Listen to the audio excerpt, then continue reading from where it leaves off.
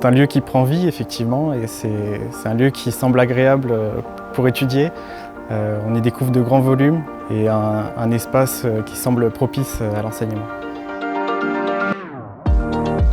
La particularité de l'écocampus, c'est qu'on ne travaille pas pour un utilisateur, on travaille pour une multitude de fédérations du bâtiment. En fait, c'est un projet qui est piloté par la fédération du bâtiment, mais qui va concerner tout un tas de fédérations spécifiques avec des métiers spécifiques de la construction, donc que ce soit la couverture, la plomberie, l'électricité, j'en oublie sûrement, la peinture. Donc c'est un bâtiment qui est destiné au métier de la construction, aux artisans de la construction, mais vraiment assez transversal.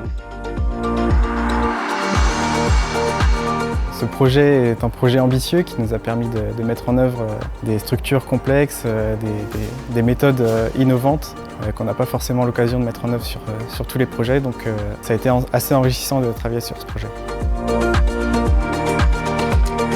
Le projet a été vraiment lancé concrètement en 2017 et donc Scoping depuis même avant 2017 était déjà en full beam, c'est-à-dire que toute notre production graphique, tous nos plans techniques, structures, électricité, CVC sont réalisés en 3D depuis plusieurs années.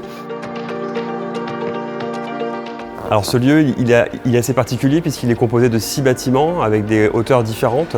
4 bâtiments sont reliés par des passerelles, donc on a des passerelles en bois, on a des passerelles en béton. La structure est en structure béton armé, doublée par un ITE avec de la laine de roche et la façade est en briques moulées main, posées traditionnellement, comme ça se faisait il y a des dizaines d'années. Et donc c'est toute la particularité de cet ouvrage avec un mix des matériaux. Nous avons de la terre, de la pierre, du béton et du bois.